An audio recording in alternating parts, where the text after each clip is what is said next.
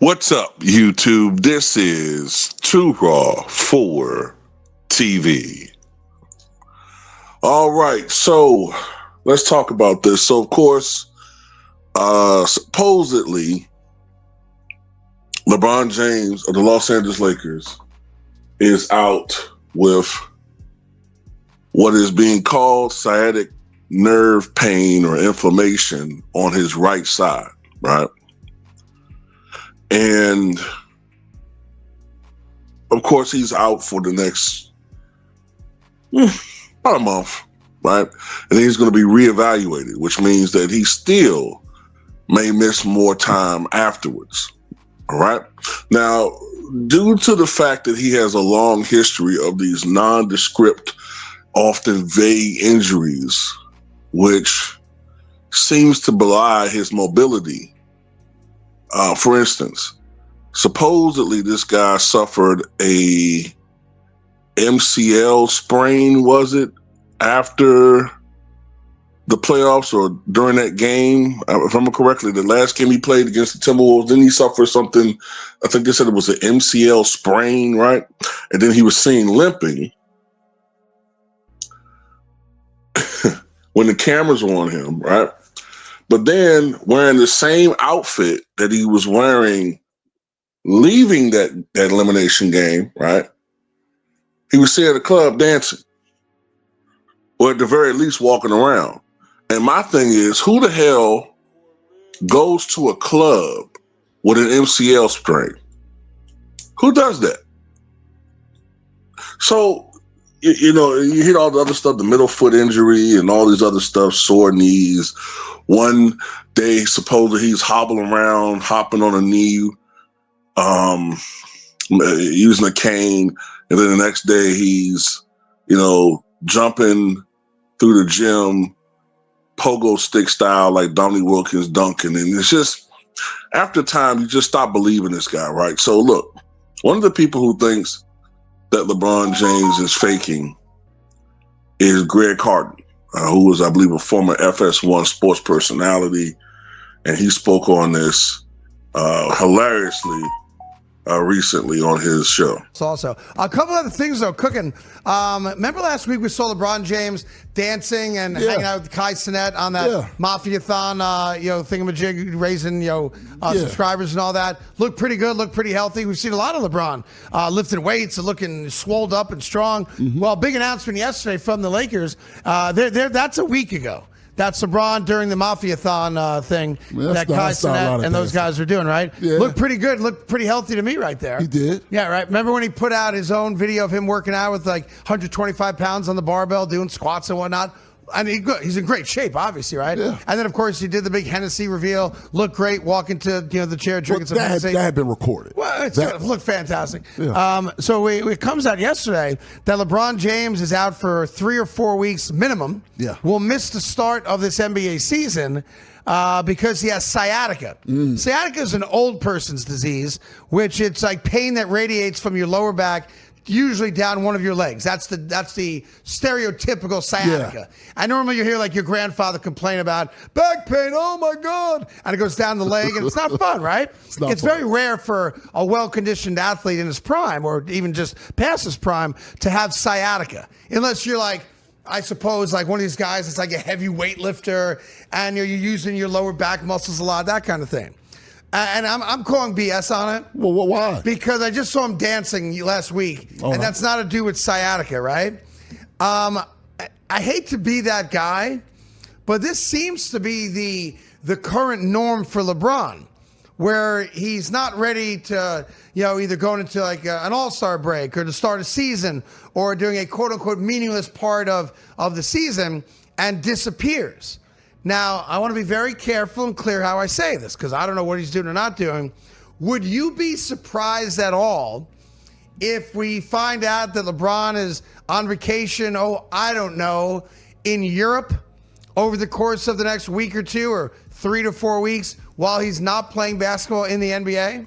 Would you be further surprised that when he comes back from that European vacation, if he suddenly is able to run and play basketball like a kid half his age?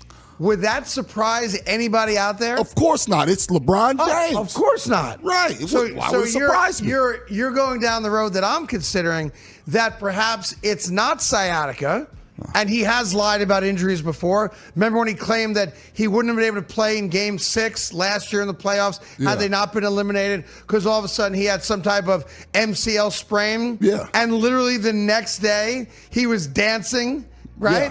Yeah. And doing like the move with your knees where you can't do that if you got sprained MCL. Yeah, like a version of the butterfly felt like, yeah. So, I get it. And if he is doing what I think he might be doing in Europe, to guarantee that he's able to go play 65 games this year. And possibly make a playoff run. And maybe make the playoffs and make a run with Luka and whatnot.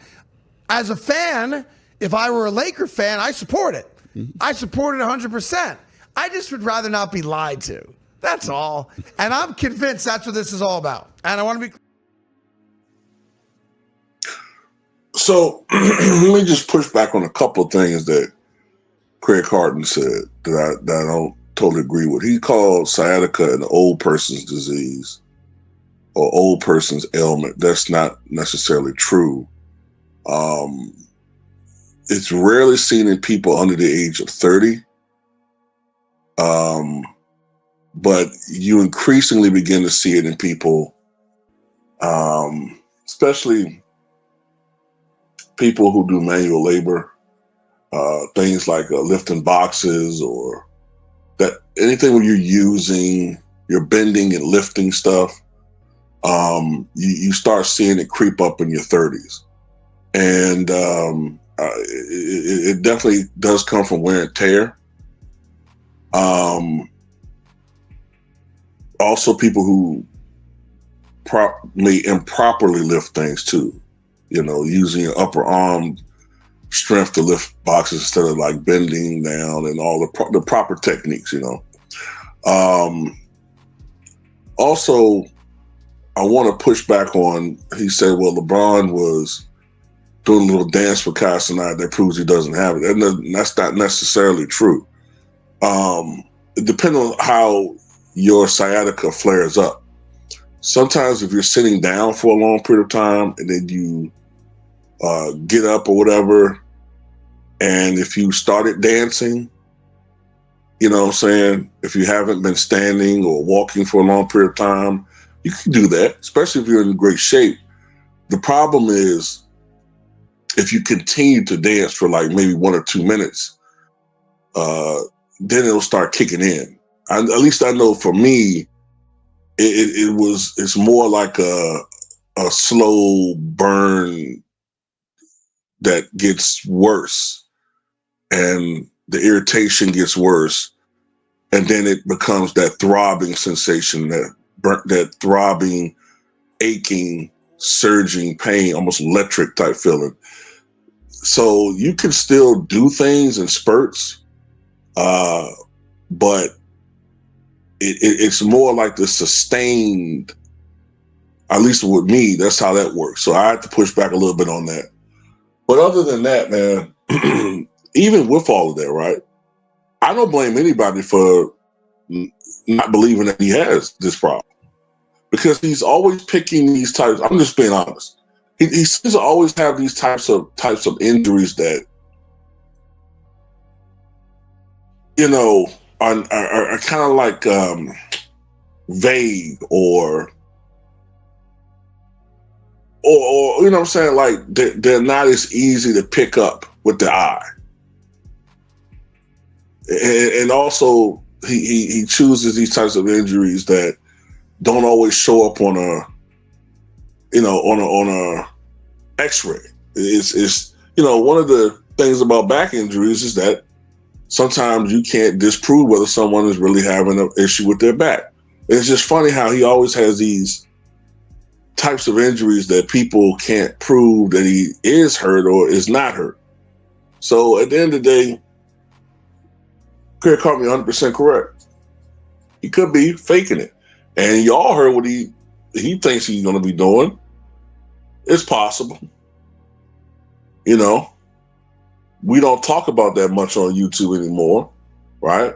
But yeah, it's very possible with that dude that he could be, you know, revving up for the second half of the season to put up individual numbers. Well, I definitely wouldn't put it past him because he gets all the media protection in the world. So nobody's not going to say anything about it if you know, somehow. And the thing about it kills me when people bring it up with him, they laugh about it in the media. They laugh about it like it's some inside joke. Well, I mean, yeah, you know, it's him. But people like Barry Bonds and Roger Clemens, they're demonized, even though they never actually failed a test. It's just based on suspicion. You got people all over Major League Baseball who are not in the Hall of Fame, even though their numbers warrant it. Those guys I just mentioned, Mark McGwire, Sammy Sosa, Rafael Palmeiro, Manny Ramirez, right? Possibly Alex Rodriguez is going to be amongst them. Why? Because of the suspicion and because they have popped. This guy, people make winks and people make inside jokes and they wink at each other and, you know, give each other the side eye because they kind of know what's going on. And each year that he keeps playing and each year that we don't see this fall off, the suspicion grows more and more. But, you know, it is what it is, man. But tell me what you guys think.